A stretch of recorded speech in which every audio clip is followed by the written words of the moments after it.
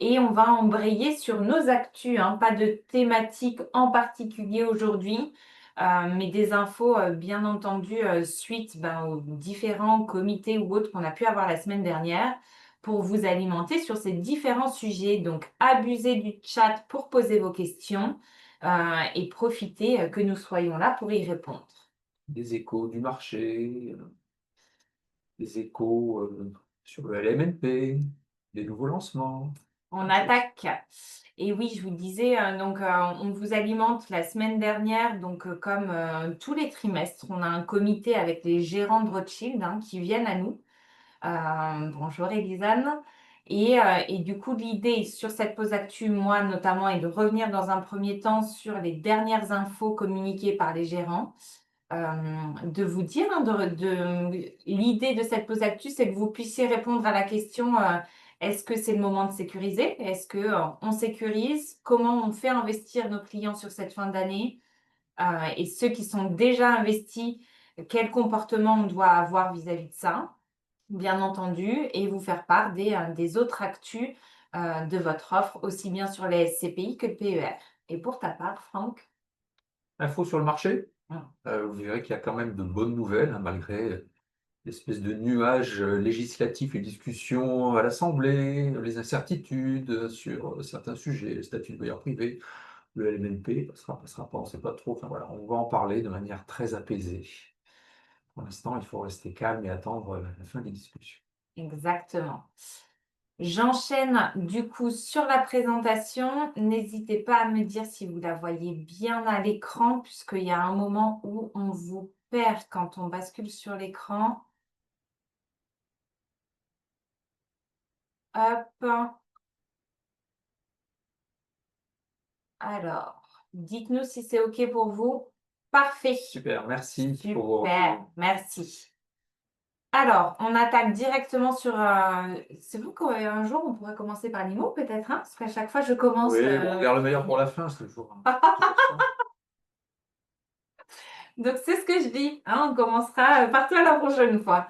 Donc, j'embraye de suite. L'idée est de vous faire un topo, bien sûr, sur le contexte économique, sur vous donner du sens aux perfs qui sont annoncés en ce moment même aux clients et savoir quel comportement, justement, avoir face à ces clients qui, aujourd'hui, sont clairement plutôt inquiets, sont peut-être pas enclins, en tout cas, à vous confier leur épargne et sont plutôt en mode non, je mets ça à fond sur mes livrets bancaires où c'est garanti, je peux aller piocher l'argent. Donc, OK, aujourd'hui, comment les convaincre? Et surtout, vous donner un peu d'infos sur comment ça se passe dans le monde et dans quoi sont investis surtout les gérants de Rothschild. Pour info, la dernière LGP envoyée à vos clients, donc sachez-le, hein, pour ceux qui nous ont retrouvés il n'y a pas longtemps, le client qui est à 1 euro sur les fonds Rothschild ou des milliers d'euros, ils sont tous destinataires à partir du moment où ils ont investi d'une lettre tous les trimestres en tant que client, où vous avez une petite vidéo qui est tournée par Marc Terrasse, l'un des gérants de vos 3 fonds, avec une lettre du coup en mode manuscrit pour expliquer ce qui s'est passé sur le dernier trimestre. Donc la dernière a été envoyée le 1er août et là, courant de la semaine ou au tout début de la semaine prochaine, ils recevront la nouvelle. Donc avec des très belles perfs au rendez-vous, donc ce qui devrait générer, si ça génère en tout cas des coups de fil, des beaux coups de fil à votre rencontre. Vous en serez destinataire en premier et quelques jours après, on shootera bien sûr à tous vos clients. Donc, qu'est-ce que vous n'avez pas le plein écran? Merci Camille. Donc, je vais rectifier ça de suite. Touk, touk, touk. Oh.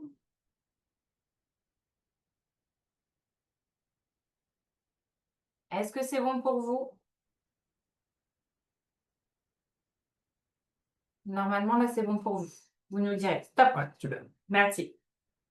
Donc, qu'est-ce qui s'est passé au niveau des marchés actions? Vous n'êtes pas sans le savoir et vous avez vu les perfs, en tout cas de vos clients. Vous êtes sur des marchés actions qui sont en forte hausse. Malgré les tensions géopolitiques qui se passent au niveau monde, que ce soit en Ukraine, au Moyen-Orient, ça n'a pas empêché, en tout cas, d'avoir des marchés actions qui ont proposé, en tout cas, de très belles perfs. Vous avez eu les accords commerciaux avec les États-Unis fin juillet.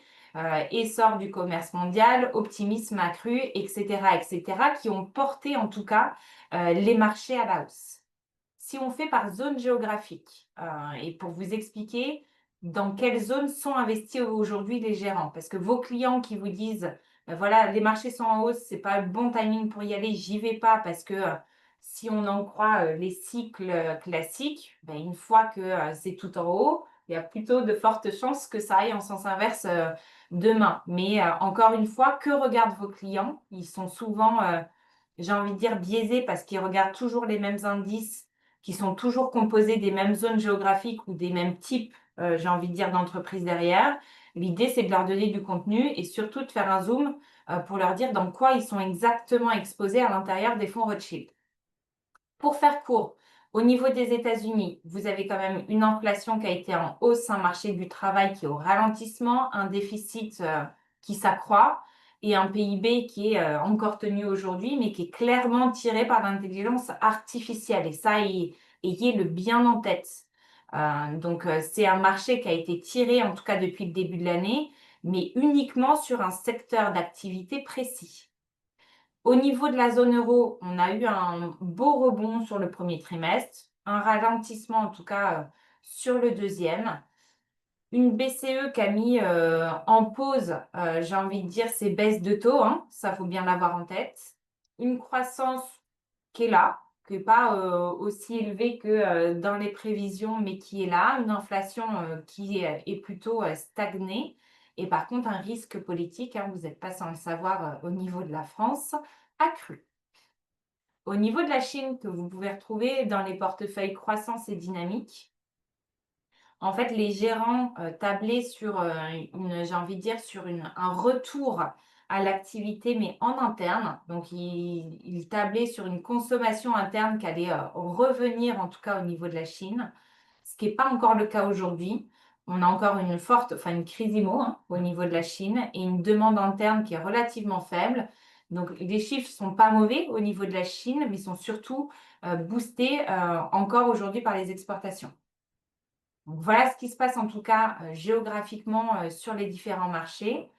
Au niveau des perfs, ben, vous le savez, tous les indices boursiers classiques que peuvent regarder vos clients, parce que vous en avez certains qui se sont aventurés gérants de portefeuille, qui ont pu ouvrir des comptes en ligne, qui sont contents de vous dire qu'ils sont exposés sur des ETF.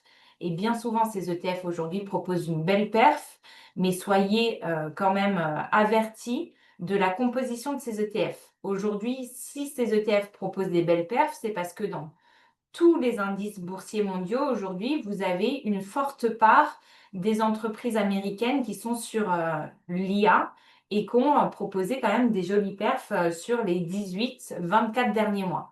Donc, ayez bien en tête que tous ces indices boursiers bah, qui, en fait, poussent, j'ai envie de dire, les belles perfs passées, hein, sont clairement boostés par ces valeurs-là. Donc, gros warning, hein, parce que pour les gérants, notamment chez Rothschild, est-ce que ça ne présente pas une bulle, entre guillemets, On hein, commence à en parler d'une bulle sur l'IA. Donc, en tout cas, leur conviction propre, c'est que c'est un marché aujourd'hui, que ce sont des valeurs qui sont survalorisées. Donc, vous êtes nombreux à me dire pourquoi ils ne sont pas plus exposés au marché américain. Je vous en ai parlé il y a 2 secondes, les signaux ne sont clairement pas ouverts en dehors de ce secteur d'activité. Et ce secteur d'activité aujourd'hui sur les marchés, il est clairement survalorisé. Donc, est-ce qu'ils vont y retourner aujourd'hui? Non. Est-ce que vous avez de l'États-Unis dans les portefeuilles? Bien sûr que vous avez des États-Unis, mais qui sont clairement sous-pondérés. Et les valeurs américaines qu'ils peuvent avoir en portefeuille aujourd'hui ne sont pas orientées sur l'intelligence artificielle. Donc, ayez ça en tête. Par contre, qu'ont fait les gérants? Ils sont plutôt sur une exposition neutre au niveau des actions. Ils ont surpondéré, eux, en termes de conviction. Ils sont clairement sur le marché européen. Le Japon et les pays émergents, hein, ils sont retournés à la chasse sur notamment l'Amérique latine. Ils nous parlaient du Brésil la semaine dernière. Et en tête, ils sont allés sur ces zones géographiques-là parce qu'ils pensent que ce sont des marchés qui sont aujourd'hui sous-valorisés, sur lesquels ils pourront construire de la perf plus durablement qu'aller faire des allers-retours sur un secteur comme l'intelligence artificielle. Donc voilà les moves qu'ils ont fait. Ils ont clairement reboosté hein, les poches monétaires. et ils sont allés sur les marchés actions, sur des valeurs défensives comme les valeurs bancaires, pour en tout cas contrer la volatilité actuelle. Donc à la question, est-ce qu'aujourd'hui il serait judicieux d'arbitrer une partie des fonds Rothschild pour en mettre sur le fonds en euros, hein? Ça pourrait être une question que vos clients posent aujourd'hui. Vous n'avez pas à le faire. Pourquoi? Parce que vous êtes sur du fonds dédié. C'est pas comme si vos clients étaient eux directement investis en ETF ou autre, où là, il faudrait clairement se poser la question d'aller sécuriser leurs perfs, s'ils en ont eu, bien entendu. Là, pour le coup, les gérants vont le faire eux-mêmes. C'est-à-dire qu'ils se sont déjà investis des valeurs qu'ils estiment survalorisées aujourd'hui. Les poches monétaires ont été bien alimentées dans les trois fonds et ils se sont orientés toujours sur le marché action, oui, mais sur des valeurs défensives qui leur permettent de maîtriser la volatilité des portefeuilles. Donc, pas besoin aujourd'hui, vous, à votre échelle, d'activer la carte sécurisation, j'ai envie de dire, des performances, parce qu'ils l'ont déjà fait à l'intérieur. Donc, ça, ayez-le en tête. Et dans la lettre de gestion privée qui sera à destination de vos clients, c'est un message fort qu'on repassera à l'intérieur pour les sécuriser, pour leur dire que le job a déjà été fait. En termes de perf, qu'est-ce que ça donne, tous les mouvements effectués aujourd'hui par les gérants? Donc, je vous ai remis les mouvements à date. Je suis allée chercher les dernières performances, c'est celles qui ont été communiquées vendredi.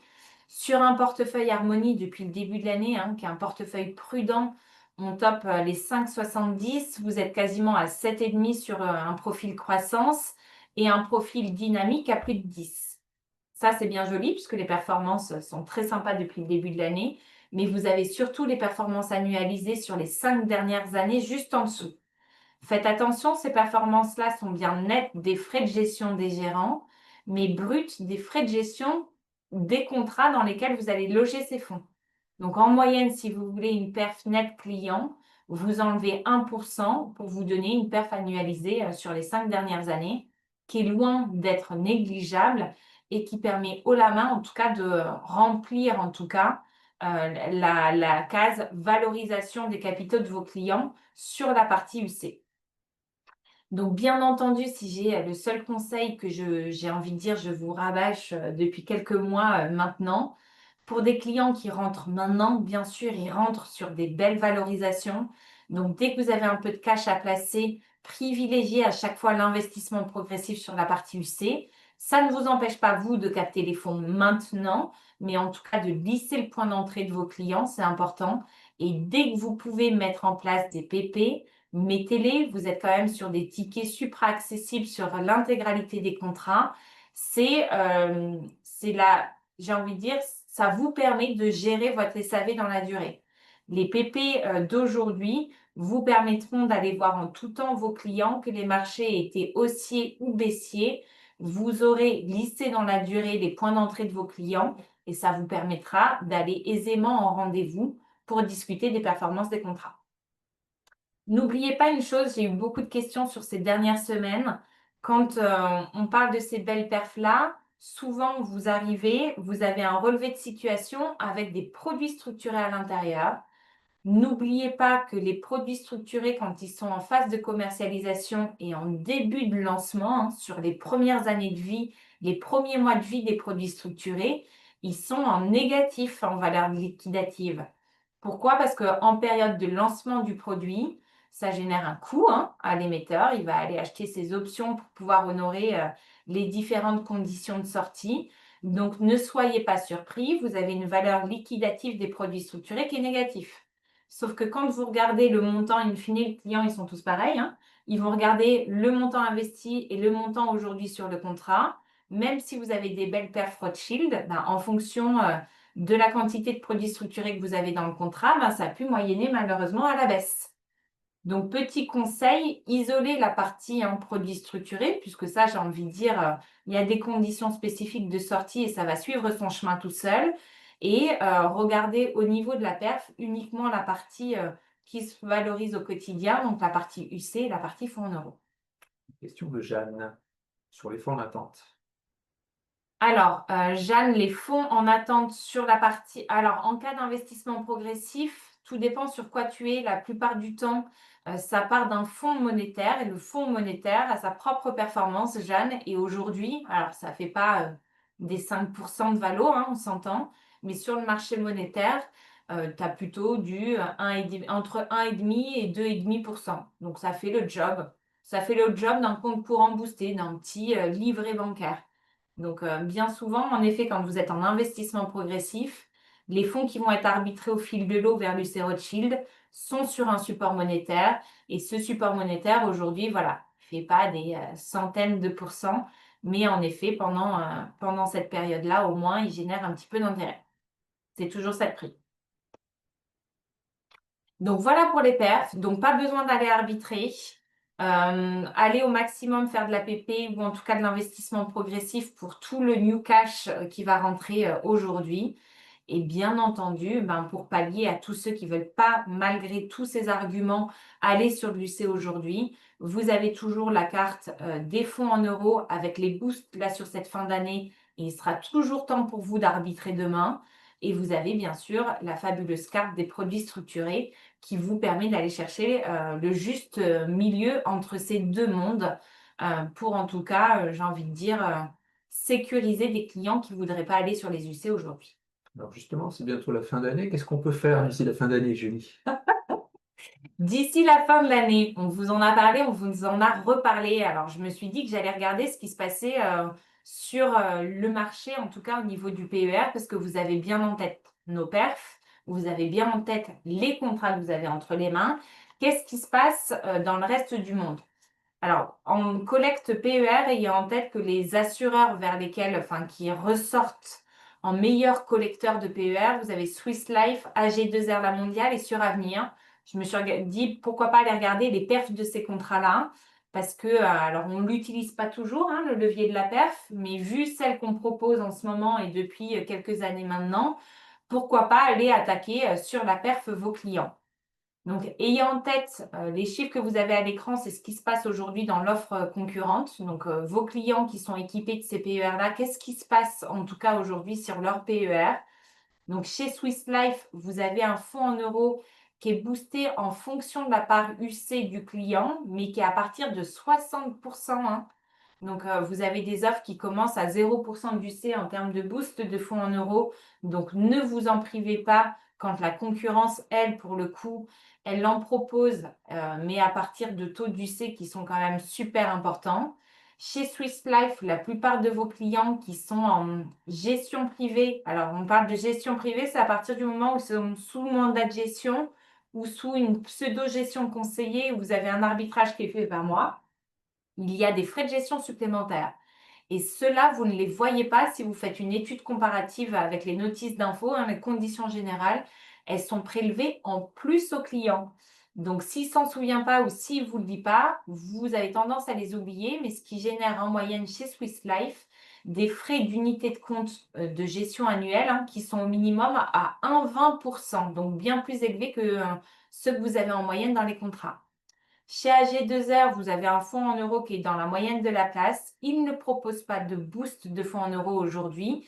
Et leur fonds dynamique, alors j'ai pris depuis 2023 un taux annualisé, je n'ai pas pu remonter plus haut, mais vous êtes sur des performances sur les fonds dynamiques qui n'ont rien à envier aux fonds dynamiques de Rothschild. Donc ayez ça en tête, il y a beaucoup de clients qui sont équipés chez AG2R La Mondiale, soit directement, soit par l'intermédiaire d'établissements bancaires ou d'assureurs. En termes de perf, vous êtes dans la moyenne, mais il n'y a rien d'extraordinaire. Et chez Suravenir, vous connaissez l'offre côté vie. Ils proposent de jolis mandats d'arbitrage, hein, pour le coup, qui proposent des perfs qui sont pas plus jolies que celles que vous avez entre les mains, mais qui permettent en tout cas d'être sécurisés côté client. Là, de la même manière, vous avez toujours des frais de gestion supplémentaires qui se rajoutent sur la perf de fin d'année. Donc, faites attention à ça. Tout ça pour vous dire que ces trois assureurs-là ont capté près de 70% de la collecte hein, sur les 3 dernières années. Donc, vous avez de fortes chances que certains clients qui ne soient pas équipés avec vous soient équipés chez ces assureurs-là. Soyez sûrs et certains que votre offre, en tout cas, est plus que compétitive au regard des perfs de ces contrats-là. Il y a une question de Claire sur le thème précédent des versements. Alors, Explique, conseil. les plus-values, donc c'est ce que je disais Claire en amont vis-à-vis de Rothschild. À partir du moment où vous êtes sur des allocations avec les fonds Rothschild, pas besoin. En fait, les gérants l'ont fait aujourd'hui à l'intérieur des portefeuilles. Vous avez des poches monétaires qui ont été gonflées sur les derniers mois. Et même s'ils sont restés en termes de taux assez exposés au marché actions, ayez en tête qu'ils ont privilégié des marchés défensifs comme des valeurs bancaires, comme certaines valeurs qui leur permettent en tout cas de réduire la volatilité à l'intérieur des portefeuilles. C'est l'une des questions que je leur ai posées la semaine dernière. Donc, ils m'ont dit non, pas besoin de le faire parce qu'aujourd'hui, on l'a fait à l'intérieur des portefeuilles.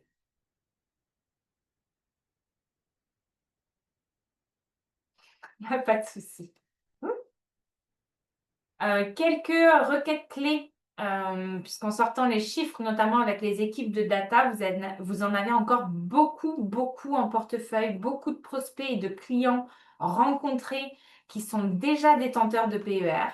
OK, donc aujourd'hui, il n'est peut-être pas judicieux de faire le transfert pour tout un tas de raisons, mais n'oubliez pas que sur ces PER, les clients peuvent avoir mis en place des PP. Donc, qu'est-ce qui vous empêche en tout cas, dans un premier temps, de leur dire d'arrêter les PP au PER sur le PER de la concurrence, hein, et d'opter pour un PER avec mise en place de PP chez vous, avec les fonds Rothschild, hein, parce que je vous rappelle que les produits structurés ne sont pas éligibles à la PP étant donné qu'ils ont des périodes de commercialisation figées. Mais avec les beaux rendements que vous proposez sur les UC Rothschild et la magie de l'APP, n'hésitez pas voilà, à aller retaper à la porte de ceux-là et à attaquer sur le levier de la performance et pourquoi pas dans un temps 1, stopper leur prime périodique d'un côté pour les embarquer avec vous.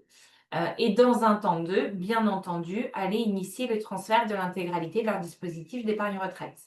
Donc, première piste, et pour vos clients qui sont déjà détenteurs de PER, bien sûr, allez regarder s'il est judicieux de mettre en place de l'APP. Et vous avez les opportunités de PU de fin d'année, hein. Je sais que vous avez embrassé ce mois d'octobre, vous avez commencé à le faire. Allez chercher les primes uniques, allez chercher les versements complémentaires sur cette fin d'année. N'oubliez pas que vous pouvez aller chercher encore plus sur du versement complémentaire et de la prime unique, du 100% produit structuré à partir du moment où vous respectez les conditions. Donc, ayez en tête, ça ne doit pas dépasser 10% du patrimoine global. Et même pour un profil équilibré, à partir du moment où, si vous faites la combinaison de l'assurance vie et du PER, si ça ne dépasse pas 20% de ses avoirs assurantiels, vous pouvez aller chercher du 100% produit structuré. Donc, n'hésitez pas à en abuser. Un client en plus qui ne veut pas aller chercher le bustier classique, c'est du pain béni et vous avez 2 produits à dispo qui vous permettent en plus de proposer des taux de rendement plutôt sympas. Donc, voilà sur la partie PER. Et avant de te laisser la parole, Franck, je te promets qu'après j'arrête. C'est bon, je suis dans le timing. Ça va, je n'ai pas dépassé le timing. News à ne pas manquer. Et vous avez le MAG qui est en cours de finalisation que vous devrez recevoir incessamment sous peu. Donc, je ne peux pas passer à côté de ces news-là côté SCPI. On en a parlé à la dernière pause actu pour ceux qui l'auraient loupé. N'oubliez pas que vous avez la SCPI Canaos de Normandie qui est sortie, qui pourrait venir compléter soit des investissements IMO en direct, soit intéresser des clients qui n'ont malheureusement pas la capacité d'endettement d'aller chercher de l'IMO direct. Donc, dès 10 000 euros, vous pouvez aller chercher cette SCPI-là. Si vous êtes passé à côté, la SCPI Login, pour tous ceux qui sont allés chercher cette SCPI-là dans leurs allocations de SCPI depuis le lancement, hein, début d'année, la part a annoncé une augmentation de son prix de part et c'est pas négligeable, hein, c'est de 5 euros par part. On est passé de 250 à 255. Ouais. C'est plutôt une bonne nouvelle puisqu'on avait tendance à vous annoncer des baisses de prix de part et voilà, là, on vous annonce enfin des augmentations de prix de part. Donc, login, c'est tout récent et ça permet d'aller passer un joli coup de fil client pour lui dire que son acquisition récente de part de SCPI s'est déjà vue valorisée. Donc, pourquoi pas profiter d'aller épargner de nouveau avec vous. Et enfin, j'ai eu beaucoup de sollicitations la semaine dernière et donc je ne me vois pas ne pas vous faire de focus là-dessus. Et il faut que vous y soyez préparés, puisque sur toutes les SCPI qui se sont lancées assez récemment et qui sont du coup pas encore sur leur rythme de croisière, ne soyez pas surpris et acclimatez vos clients à ça. Vous avez toujours été habitués, SCPI, revenu trimestriel, d'un trimestre sur l'autre, je suis habituée à avoir des loyers sensiblement pareils tout au long de l'année. Sur les SCPI nouvelles, vous pouvez avoir des écarts non négligeables d'un trimestre à l'autre. Pourquoi? Et là, je vais vous expliquer ce qui se passe avec Transition Europe. Ben, parce que sur un mois, vous pouvez avoir une session qui ne s'est pas faite. Sur un mois, vous pouvez avoir une constitution de provision. Bref, et du coup, vous avez un impact non négligeable. Donc, ce qu'il faut se dire surtout, c'est que peu importe ce qui a été versé courant du trimestre, regardez bien entendu la distribution sur l'année. Ça, avec certitude, et soyez sereins vis-à-vis de ça, ils atteignent leur objectif sur l'année. Mais d'un mois sur l'autre, ben, notamment, hein, c'est le cas de Transition Europe, il y a 15% d'écart à la baisse, hein, malheureusement, sur le dernier trimestre. Pourquoi? Parce que Transition Europe, pour le coup, donc Arkea REIM, a pris la décision de renforcer son report à nouveau. Ça veut dire quoi? Ça veut dire que sur le dernier trimestre, ils n'ont pas distribué l'intégralité des loyers. Ce qui a été le cas sur les deux premiers trimestres de l'année et sur le T3 de cette année. Ils se sont dit non, on va provisionner une partie et ce qui revient à distribuer du 3 euros par part quand sur les derniers trimestres, les clients avaient été habitués à plus de revenus. La seule chose et la variable qu'ils n'ont pas touchée, vous le savez, sont exposés hors de France. Il y a du coup de la fiscalité étrangère européenne qui est appliquée sur ces revenus-là. Et en moyenne, tous les trimestres, ils retenaient 22% de fiscalité étrangère sur les loyers. Ce 22%, en fait, ils ne l'ont pas bougé sur le T3, sauf que mécaniquement, sur un revenu moindre, bah, vous avez du coup proportionnellement une fiscalité étrangère plus importante qui a été retenue. Donc, ils ont maintenu le taux sur les loyers encaissés, mais vu qu'ils en ont moins distribué aux clients, dans le relevé de revenus, hein, de distribution qui a été envoyé aux clients, ils voient que le taux retenu de fiscalité étrangère est plus important parce que vous avez un revenu derrière qui a été baissé. Donc, ayez ça en tête, ce n'est pas des mauvaises nouvelles, au contraire, hein. Vous êtes sur une jeune SCPI, ben, il y a un moment où elle fait le choix de ne pas distribuer l'intégralité des loyers pour se mettre en réserve, hein. Vous pouvez raisonner à l'échelle d'une entreprise classique qui va provisionner une partie des bénéfices, qui ne va pas tout distribuer d'un coup. Là, ils ont fait le choix de le faire sur le T3, mais si on regarde les derniers trimestres, ils sont toujours en ligne avec l'objectif de rendement qui est de 7,5, hein. Il n'y a pas de sujet. Le T4 viendra compenser, mais en montant sonnant et trébuchant sur le compte bancaire, sur le dernier trimestre, vos clients ont perçu moins. Donc faites attention à ça. Ramenez, bien entendu, sur l'année. Mais là, c'est pas anodin, hein. Vous êtes passé de 4,5 à 5 euros par part distribué, puis à 3.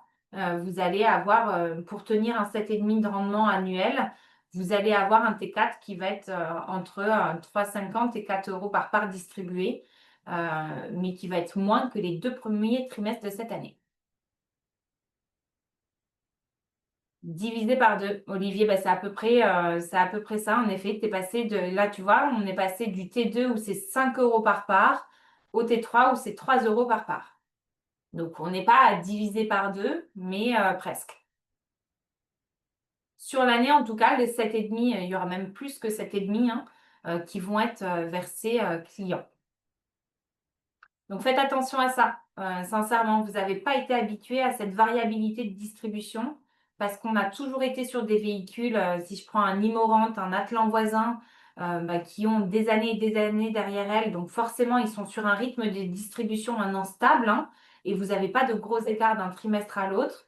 S'il y a un écart, c'est plutôt un écart positif parce qu'il y aura eu une session à laquelle ils ne s'attendaient pas et donc il y a eu une distribution de plus-value de session. Sur les SCPI récentes, ben, quand ils prennent la décision de ne pas tout distribuer et de mettre en provision, ben, ça crée quelques écarts sur un trimestre et mécaniquement un effort d'épargne quand vous avez des clients qui sont à crédit hein, sur Transition Europe. Je sais que vous l'avez pas mal utilisé sur des montages à crédit. Ben, un effort d'épargne qui ne va pas être glissé sur toute l'année. Donc, on en avait déjà parlé l'année dernière, à la même période, parce qu'il y avait déjà eu un décroché l'année dernière.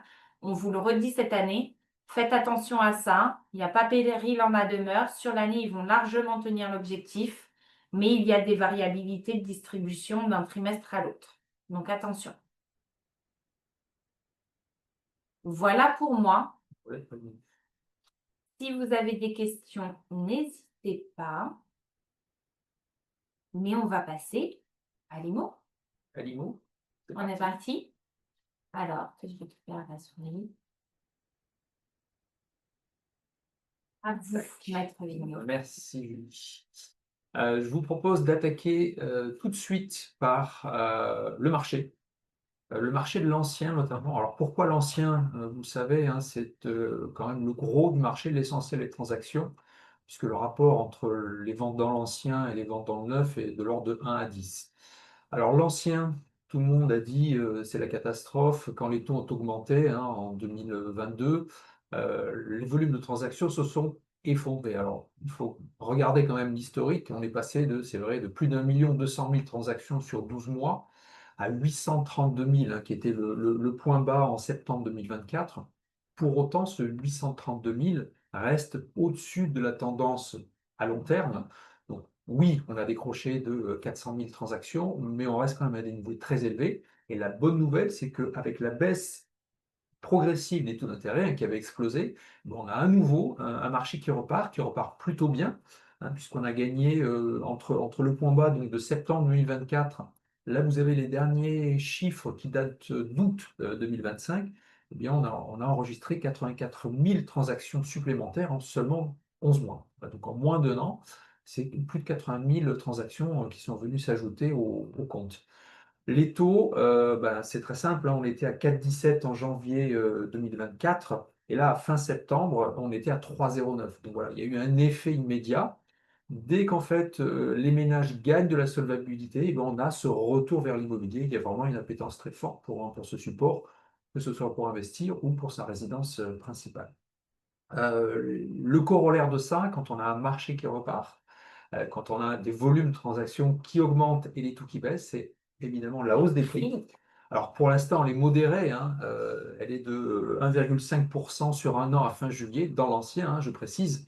Voilà, c'est pour ça que je vous dis, on est clairement encore dans le creux de cycle. Donc c'est le moment pour ceux qui peuvent en tout cas d'investir dans l'ancien.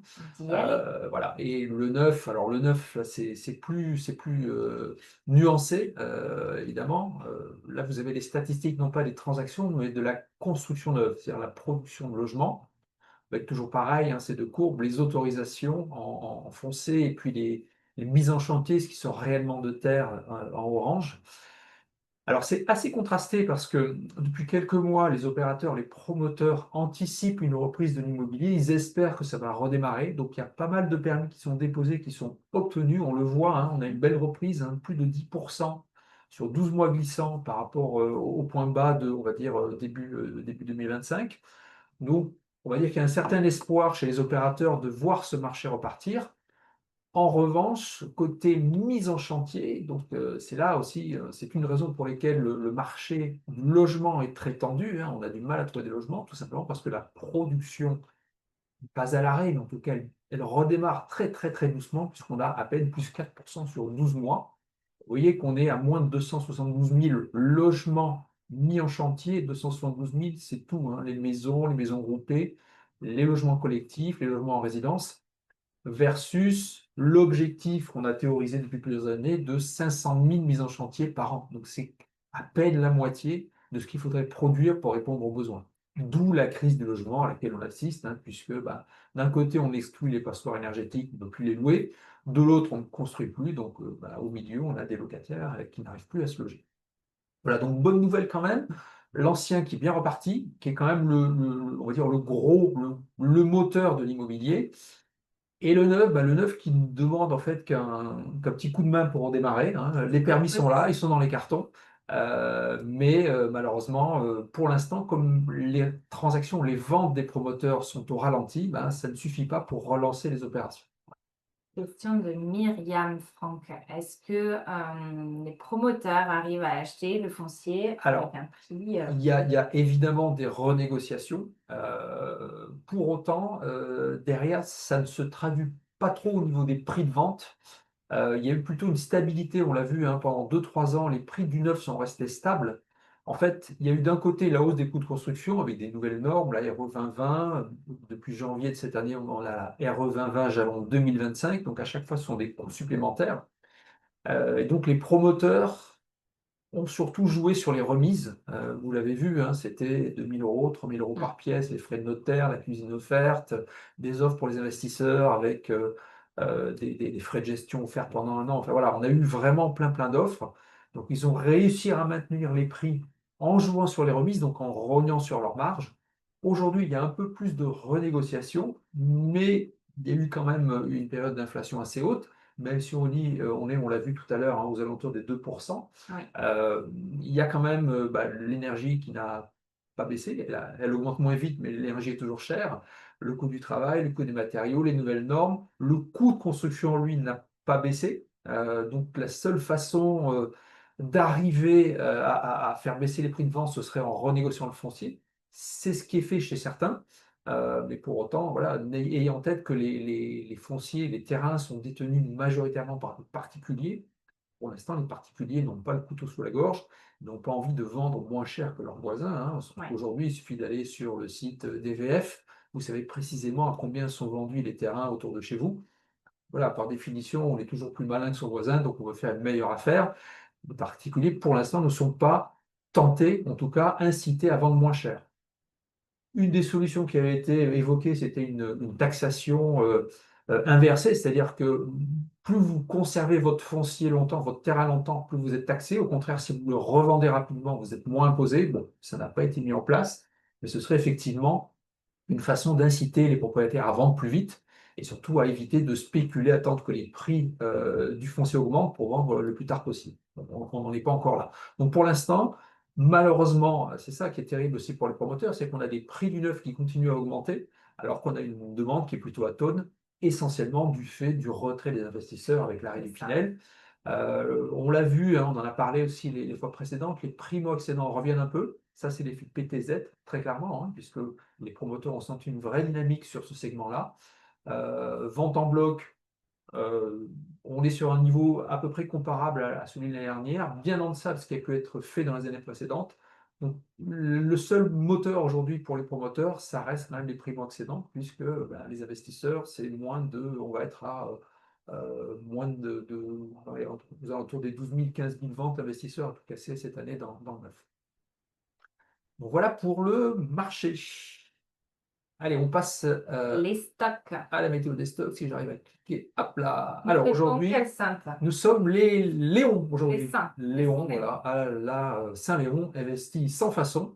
Et je ne sais pas si tu le savais, Julie, mais Léon est aussi le patron des Fayot. Voilà. Donc j'en profite. Voilà, pour ceux qui ne le savaient pas, petit message. Voilà, donc on passe au stock. Les stocks. Ah, alors, de Normandie, j'ai regardé ce matin, il y a à peu près, c'est pas à peu près, il y a 90 lots disponibles sur la plateforme. C'est un lundi un peu particulier, il n'y aura pas de mise en com ce lundi.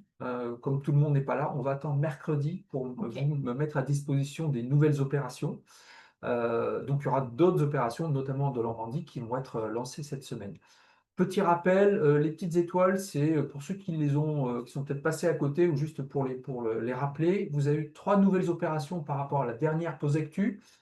Première opération à Castres, Émile Zola 2. Pourquoi 2? Parce qu'on est juste à côté de la première opération qui était toujours dans la rue Émile Zola. Donc là, on est encore plus près de l'hypercentre de Castres, très LOP, voilà, qui fonctionne bien. J'ai vu qu'il y avait déjà des options, donc ça, vous l'avez bien identifié. Autre nouveauté, la résidence Cabanel à Béziers, toute petite copro, 4 lots. Alors là, je pense que c'est même pas la peine de vous le dire, parce qu'il y a déjà 3 lots qui sont optionnés sur les 4, hein, donc c'est parti très vite. Petit OP bien placé, un prix très sympa en plus, donc voilà, ça explique aussi son succès.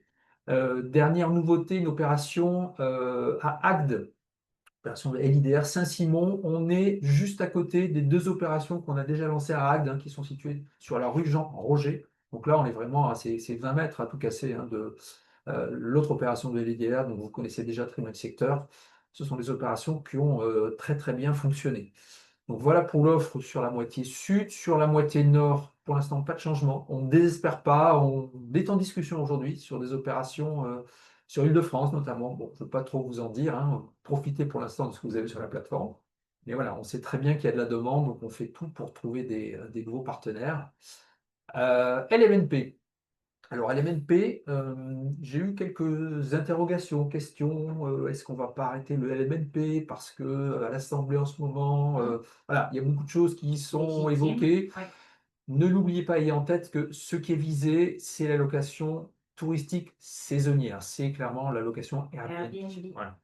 Bon, euh, malheureusement, on n'a pas forcément affaire à des experts en immobilier qui, pensant mener un combat juste, ne se rendent pas compte finalement des dégâts collatéraux et notamment toutes les résidences thématiques étudiants seniors.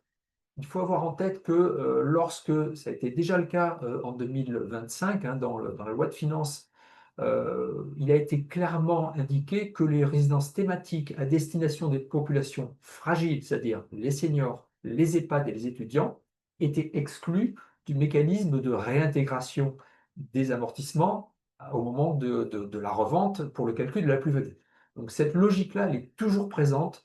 Donc il y a plein d'amendements qui ont été déposés pour rétablir justement un peu de justesse, un peu de justice aussi dans la rédaction des textes pour à nouveau exclure ces catégories d'investissements qui n'ont rien à voir, qui ne sont pas visées par les députés qui veulent taper essentiellement sur Airbnb. Donc de toute façon, rien n'est figé, ça va continuer, ça va vraisemblablement se terminer en commission mixte paritaire où on aura à la fois des députés, des sénateurs, les sénateurs qui sont plutôt pro effectivement investissement et qui veulent préserver évidemment les seniors, les étudiants. Donc, à mon sens, et franchement, n'ayez pas d'inquiétude, continuez à faire du senior, de l'étudiant. Ce sont des segments qui sont clairement pas identifiés comme des cibles à abattre. Voilà, donc, pas de panique là-dessus. J'en profite d'ailleurs sur ce sujet-là. Euh, je ne sais pas si vous l'avez remarqué, mais il y a eu un gros effort qui a été fait, notamment en termes de prix. C'était un sujet, hein, on l'a vu avec le de Normandie, on était sur les petites enveloppes. Il y a un gros travail qui a été fait en matière de sourcing, notamment sur les enveloppes de prix et sur les rentabilités. Ayez en tête que l'année dernière, on était en moyenne à 119 000 euros hors taxe sur le LMNP. On est cette année en moyenne à 110 000 euros. Donc il y a eu un gros effort, hein, malgré les hausses de prix. On est sur des enveloppes beaucoup plus petites, plus faciles à financer. Et sur des belles rentas, on est très très souvent à 4% hors taxe sur hors taxe ou très très proche de 4 sur hors taxe. Voilà. Donc ça, c'est nouveau aussi. Les opérateurs ont conscience que pour être attractif, bah, il faut lutter contre la hausse des prix et proposer des meilleurs rendements. Dernier aparté, toujours sur le LMNP, l'opération de Colombe, résidence étudiante, qui est très bien placée, hein, on est très proche du tram, très proche de la gare. Ayez en tête que le promoteur est déjà propriétaire du terrain, il a démarré les travaux. La résidence va être actable d'ici la fin de l'année. Voilà. Donc il reste 6 lots, Île-de-France, on est très très bien placé, profitez-en. Là, pour le coup, c'est vraiment quelque chose de sécurisé puisque bah, le terrain est déjà acheté, l'opérateur est propriétaire, les travaux ont démarré, c'est quelque chose qui va aller à son terme, bien évidemment, si jamais on devait avoir des doutes. Je lis les commentaires. Passant Noah C'est un aussi. Noah. Bon, ben, bonne fête au Noah, alors. On continue, dernier stock, la Nupro. Ben, on a toujours ces deux opérations. Ça bouge pas de trop, c'est dommage, mais bon, ayez en tête, hein, il y a toujours ces opérations-là, notamment au tout petit prix sur la résidence étudiante Agora. Alors, les nouveautés, vous ne les avez pas encore vues, ou vous allez les voir très très bientôt. La première, c'est une résidence étudiante à Bordeaux. Alors, Bordeaux intramuros, hein, on n'est pas en périphérie, on n'est pas en banlieue. Très belle opération, c'est une copropriété entre Cogedim et Nexity. Donc là, c'est via Nexity qu'on a pu avoir ces allotements-là. Alors, c'est une belle opération, hein, il y a 239 lots, vous avez la perspective, hein, et on nous a proposé pour l'instant une quinzaine de lots. Alors, pour situer, on est sur la rive droite à Bordeaux. Hop, voilà. Le quartier qui s'appelle le Belvédère, un nouveau quartier qui est entièrement réaménagé. On est juste en face du pont Saint-Jean, pour ceux qui se situent. Donc, c'est le pont qui relie ce quartier à la gare TGV, la gare Saint-Jean. La gestion sera confiée à Studéa, hein, qui est un opérateur présent depuis de longues années maintenant. On est sur un bail de 11 ans, 11 mois. Voilà, l'activité est prévue pour le premier trimestre 2026 et une livraison pour la rentrée 2028, donc prévue pour le mois d'août, juste avant la rentrée. En termes d'enveloppe, J'insiste, hein, on est sur des petits prix, ce qui est rare sur des villes comme ça, sur les grosses métropoles régionales. On démarre à 101 000 euros hors taxe. Et ça va jusqu'à 134 000 euros pour les studios les plus gros. Des petites enveloppes. En renta, c'est du Bordeaux intramuros. On est un petit peu en deçà de 4. On est à 3,90 hors taxe, hors taxe sur le prix IMO, je précise. Voilà. Donc, belle OP. Tout de suite, je vais vous montrer l'environnement du projet. Voilà, la vue aérienne. Donc le foncier est ici. On voit très bien le nouveau quartier, toute la zone qui est claire, hein. Voilà, ça c'est le quartier du Belvédère qui est intégralement réaménagé. Alors on se situe à 130 mètres de deux arrêts de bus avec deux lignes différentes. Donc là, pour le coup, on a le choix. 130 mètres, c'est vite fait, hein, surtout quand on est étudiant. Il y a plein de commerces à proximité. Alors on a, si j'arrive à cliquer, hop, voilà, une boulangerie, une pharmacie. On a également un petit supermarché juste derrière, un petit Carrefour Market. Voilà. La gare SNCF en face, hein, de l'autre côté du pont, donc facile d'accès quand on est étudiant, bah, qu'on a sa famille pas très loin, c'est pratique. Le bus, évidemment, permet de rejoindre la gare directement, donc ça évite de marcher, c'est pas très loin non plus. On a, en termes de commerce, il y a une boucherie qui est pas très loin, je vous l'ai mise, hein. Il y a aussi deux petites épiceries, bon, c'est toujours pratique. Pour les étudiants sportifs, ben, il y a un gros complexe sportif qui a été intégré, réalisé sur la zone, hein, avec plusieurs stades, des cours de tennis, des gymnases, donc il y a vraiment tout pour se dépenser. Et surtout, ben, on est vraiment à proximité immédiate des établissements. Alors, je vous en ai mis quelques-uns. Vous avez les STACA, une école d'ingénieur, une école d'art, de photo, une école de management, voilà, une école internationale, les Beaux-Arts de l'autre côté, rive gauche, hein, il n'y a qu'à traverser le pont. Il y a l'IUT Montaigne qui est juste à côté aussi, juste en face. Et voilà, le campus Victoire de Nice. Bon, on est vraiment près du cœur, hein, de Bordeaux, au milieu des établissements, qu'ils soient accessibles à pied ou même en bus. Un petit dernier, hop, pour la forme, et même une école du digital, formidable. Alors, les atouts, ben, j'en ai déjà parlé, hein, sur Bordeaux.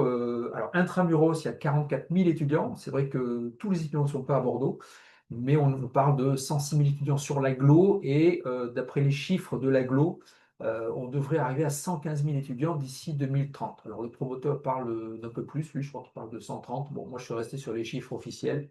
Toujours pareil, hein, s'il y a la préfecture et les manifestants, bon, le promoteur est peut-être un petit peu optimiste. Je suis resté sur les chiffres de l'agglomération. Les deux lignes de bus, j'en ai parlé, hein, qui sont à 130 mètres chacune. Les commerces, boulangeries, pharmacies, l'épicerie, etc. Important, ça, c'est quand même bien pour financer vos clients, l'avance de TVA, hein, qui est prise en charge par le promoteur, à condition de passer par le cabinet Immokip. Voilà. Et du coup, le client ne va financer que le prix immobilier hors taxe, plus immobilier, la TTC évidemment, hein. Pas d'avance de TVA sur le mobilier. Bon, en général, c'est 5 000 euros, donc c'est le prix immobilier. Donc on n'est pas sur des grosses enveloppes. Studia, je vous en parlais, c'est quand même un acteur de référence, c'est quasiment 40 ans d'existence. Donc là, on a du solide, hein, 125 résidences. On a plus de 16 000 appartements gérés sur toute la France et un excellent taux d'occupation, taux de remplissage de 97%. Hein. Et important, c'est adossé à un acteur de premier plan, puisque c'est une filiale à 100% de Nexity. Voilà, donc, quand on est parfois inquiet sur la solidité des gestionnaires, là, on a quand même à faire un acteur de référence, de confiance qui est présent depuis de nombreuses années. Et petit point aussi, on a une revalorisation annuelle du loyer, ce qui n'est pas toujours le cas, hein. Des fois, c'est tous les 3 ans. Là, c'est tous les ans. C'est à hauteur de 85% de l'IRL et plafonné, mais ça c'est toujours le cas, hein, avec un maximum de 2%. Voilà pour ce premier projet que vous allez trouver très très vite sur la plateforme. Projet suivant, alors cette fois-ci on passe sur un projet en deux Normandie, l'écrin Saint-Paul de SDLS Invest, que vous connaissez déjà, hein, mais qui on a déjà travaillé. On est sur la commune de Narbonne, dans l'Aude, donc on n'est pas très loin de la mer. On est en zone B1, je précise, hein, il y a une bonne partie du littoral qui est en zone B1, donc zone plutôt tendue. Toute petite copro, je sais qu'il y en a, ça, qu'il y en a qui adorent ça, c'est 4 lots seulement, hein, donc c'est vraiment la petite pépite. Vous avez le bâtiment avec les deux angles, hein, une façade qui est un peu plus importante que l'autre. On est en montage ASL. Alors, Narbonne, pour ceux qui ne connaîtraient pas encore, c'est quand même, alors c'est pas la préfecture, hein, la préfecture c'est Carcassonne, mais on a quand même plus de 56 000 habitants. Vous allez le voir, on est vraiment en cœur de ville, comme souvent d'ailleurs avec les opérations de Normandie. Il y a une date d'achèvement des travaux qui est prévue fin 2026, donc ça va être très rapide, hein. C'est 12 mois, allez, 13 mois si je compte le demi-mois actuel, mais c'est quelque chose qui va aller très très vite, donc une livraison dès la fin 2026, avec la première location en 2027. Quatre lots, on a 3 T2 bis, un T3, des enveloppes qui démarrent à 139 000 euros, 162 000 euros, donc plutôt des petits budgets, hein, comme toujours pour ce produit-là. Le quartier, le voici. Donc en vue aérienne, voici le foncier, hein, ce bâtiment, l'écrin Saint-Paul. Alors pourquoi Saint-Paul? Tout simplement, vous le voyez juste en dessous, il y a une église, ben, c'est l'église Saint-Paul. Voilà, donc, rien inventé. Très belle église d'ailleurs, hein, très très jolie, partie gothique et un tout petit bout en fin roman, voilà, pour les amateurs. Alors l'avantage c'est qu'on est vraiment juste à côté d'un arrêt de bus, hein, c'est au bout de la rue. Vous avez le canal de la Robine pour ceux qui veulent se situer un petit peu dans l'Arbonne, parce que là on a quand même pas mal zoomé. Canal de la Robine, au bord duquel on avait une première opération il y a quelque temps. Canal qui est classé au patrimoine mondial de l'UNESCO d'ailleurs, hein. Donc, voilà, site tout à fait remarquable dans la ville. Alors, on a des commerces à proximité, une boulangerie, on a un tabac-presse juste à côté, vous avez une boucherie également, une pharmacie au nord. Je vous ai même mis une petite épicerie voilà, qui sortait un petit peu du cadre parce que c'est très très zoomé. L'épicerie, elle est à 200 mètres, hein, vous avez l'échelle en bas, donc c'est vraiment très très proche. On a une école primaire juste à côté, c'est vraiment là pour le coup, on y est en moins de 2 minutes. Il y a une école maternelle également qui est pas très très loin. Là aussi, on peut y aller très facilement à pied. Et à tout non négligeable, on est à côté du centre hospitalier. Et ça, c'est vrai que pour trouver des locataires, c'est souvent le bon plan. Il y a souvent des infirmiers, des infirmières, des NIP, voilà, toute une population de salariés des centres hospitaliers qui cherchent souvent à se loger à proximité. Voilà. Parce qu'il y a tout ce qui est garde, etc. C'est pratique quand on n'est pas très loin pour se loger. Les atouts du programme, ben, vous les avez devinés tout seul. Alors Narbonne, il faut le savoir, hein, c'est une commune qui est très très très dynamique. Évolution plus 10% entre 2016 et 2022, c'est 5 fois la moyenne nationale. Voilà, donc c'est vraiment tout le quartier, tout le secteur pardon, méditerranéen. De toute façon, l'arc méditerranéen explose, hein, il y a une très très grosse densité. C'est un territoire qui attire énormément les seniors, les personnes qui veulent, voilà, qui cherchent le soleil. Donc Narbonne n'échappe pas à la règle, on a une très très belle évolution démographique et donc derrière une grosse pression sur le logement. Alors, on a aussi beaucoup de locataires, ça c'est important, hein, 37%. La moyenne c'est 25, hein, un quart des résidences principales, donc gros bassin de locataires. Un parc très ancien, ça c'est bon pour nous, hein, puisque voilà, les passoires énergétiques vont être interdites à la location. Et quand je vous parlais de pression démographique et tension sur le parc, eh bien, on a un taux de vacances qui est faible, hein, on est à 7,5, donc c'est moins que la moyenne.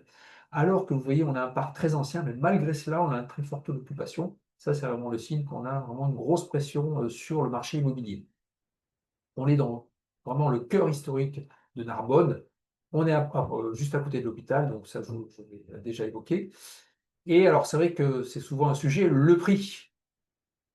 Alors, le prix moyen de l'ancien, je vous ai pris les sources officielles que vous pouvez montrer à vos clients, faciles à trouver, hein, les prix notaires, l'indice des prix immobiliers de notaire. Dans l'ancien Narbonne, on est en moyenne à 2085 euros le mètre carré. Toujours d'après les notaires, dans le neuf, on est quasiment à 4000 euros le mètre. Voilà. Eh bien, nous, on est pile au milieu, on est à 3004, 3005, sachant qu'on est entièrement rénové, tout est neuf à l'intérieur, vous le savez, les cuisines, les salles de bain, tout est refait, les peintures, on a des doubles vitrages, VMC, etc., etc. Donc là, en termes de prix, on est très très bien positionné. Et donc, comme on est bien positionné, on a un bon rendement locatif puisqu'on est à 4,19 en moyenne sur cette opération. Voilà. Donc ça va sortir très très vite. Je ne sais pas si ça sort mercredi ou pas. Je crois que sur cette opération, on attendait encore quelques éléments du promoteur. Mais voilà, c'est soit cette semaine, soit la semaine prochaine, ça va sortir très très vite. Je pense que ça va partir aussi 4 très lots. très vite. Voilà, 4 lots. 4 lots dessus. Tant pis pour ceux qui n'étaient pas là aujourd'hui, hein. Ceux qui arriveront mercredi auront intérêt à regarder le replay, sinon ils vont passer à côté. Dernier projet, semaine prochaine, merci Letty. Voilà, il nous manquait voilà, des éléments du promoteur, donc vous avez l'info en exclusivité, en avant-première. Autre OP, alors là c'est un petit coup de cœur, ça parle peut-être pas à tout le monde. On est à Saint-Matan. Saint-Matan qui est la capitale du gras, hein. Il y a un marché au gras.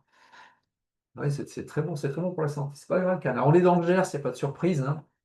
Blague à part, c'est une très jolie opération. Vous voyez la bâtisse, hein, c'est un très beau bâtiment avec une partie en petites briquettes foraines, voilà, typiques de la région. Très beau bâtiment avec des corniches en haut. Toute petite OP. On a un silo sur les 7 de l'opération. On est vraiment là pour le coup en hypercentre. C'est dur de faire plus central. Montage à aisselle. Alors ça m'attend. Vous allez me dire, c'est tout petit, il y a 2500 habitants. Oui, mais vous allez voir, c'est un carrefour, on est près de tout. On est à 50 km de Toulouse. Mais c'est très facile. Il y a beaucoup d'actifs d'ailleurs qui vont travailler à Toulouse. Les lots qui nous sont proposés, 3 T1, 4 T2. On est là aussi sur une livraison fin de l'année prochaine, donc ça va aller très très vite. Et on démarre à partir de 102 000 euros pour les petits lots. Rente à moyenne, on est quasiment à 4, 3,99.